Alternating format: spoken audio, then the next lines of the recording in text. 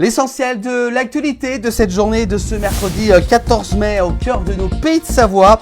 On commence justement cette actualité avec plusieurs propriétaires d'un immeuble situé près de l'avenue de l'Auverchie à Annecy en Haute-Savoie dénoncent depuis plusieurs années justement des nuisances d'un appartement squatté. Aujourd'hui, ils ont de vraies craintes pour leur sécurité.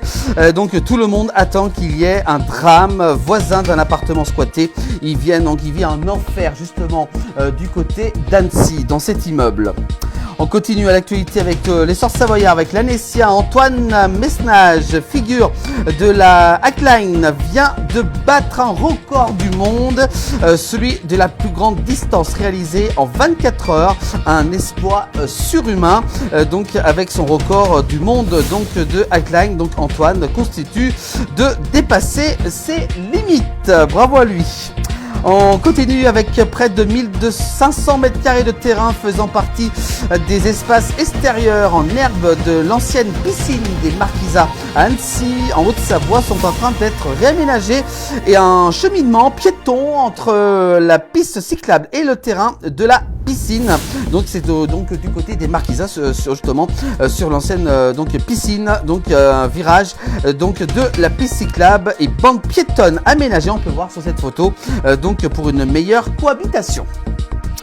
On continue l'actualité de cette journée avec justement pas reconduit à Annecy. Le Martin Fourcade Nordic Festival renonce finalement à organiser son édition 2025, s'il a fait savoir auprès de nos confrères de l'essor savoyard installés jusqu'à présent à Annecy. Le Martin Fourcade Nordic Festival n'est pas encore parvenu à trouver un nouveau point de chute. Son édition 2025 ne pourra donc pas avoir lieu en cette année, ont annoncé donc ce mardi 13 mai les organisateurs. On continue avec un individu a été interpellé ce mercredi 14 mai pour s'être introduit dans le bateau du Libellule sur les bords du lac d'Annecy, emblématique bateau de croisière d'Annecy. Intrusion donc dans ce Libellule, un homme a été arrêté donc en ce mercredi.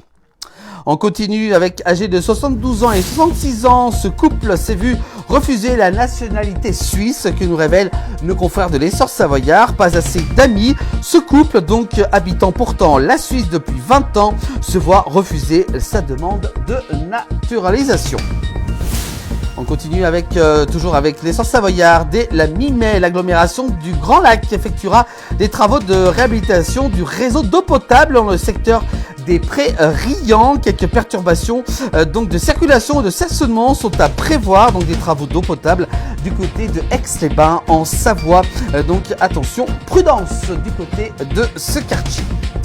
On continue avec un homme de 20 ans a perdu la vie ce mardi 13 mai alors qu'il pratiquait le speed wedding dans le face nord de l'Aiguille du Midi du côté de Chamonix en Haute-Savoie. Donc une chute de 1000 mètres et se tue donc en speed wedding donc sous l'aigle sur l'aiguille du Midi en Haute-Savoie.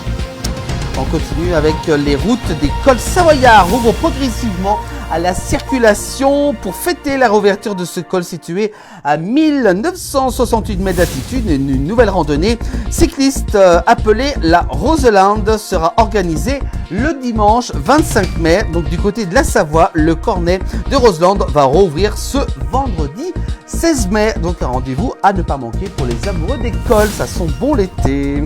On continue avec le col du Mont-Siguis, sera accessible dès 16h également à partir de ce vendredi 16 mai donc pour à la circulation donc du côté de la Savoie. Voilà, donc de nombreux cols commencent à réouvrir à travers nos pays de Savoie. On continue avec la ligne touristique qui a été fermée du côté de Chamonix-Mont-Blanc. Pas de train de Montanvert jusqu'au 23 mai inclus en raison des travaux de maintenance. Le site de la mer de glace et de la tête cabine sont également fermés au public en raison de ces travaux.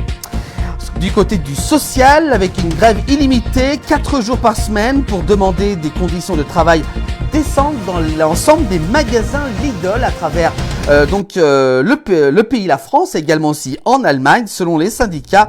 Et le refus de travailler le dimanche et les jours fériés, c'est une première pour cette enseigne. Plus de 2000 magasins seront en grève au moins 4 fois par semaine. Ce qu'annoncent donc les syndicats, une mobilisation très importante à travers le pays. Les syndicats de Lidl qui appellent donc à cette grève illimitée à partir de ce jeudi 15 mai. C'est une première pour l'enseigne allemande. Et puis enfin, on termine par cette bonne note quand même pour ces informations, mais même si il s'est fait flasher, ce canard qui a été flashé donc par un radar du côté de la Suisse, et oui, chez nous en Suisse, on dit toujours qu'il faut rouler doucement, justement, ce canard flashé par un radar à 52 km/h au lieu de 30 km/h pour la deuxième fois. Il est impossible que le radar ait été manipulé, ce qu'annoncent justement les policiers de la ville de Gonise, près de Berne, ont été donc stupéfaits lorsqu'ils ont découvert qu'un colvert faisait partie des contrevenants flashés le mois dernier. Voilà, c'est assez surprenant.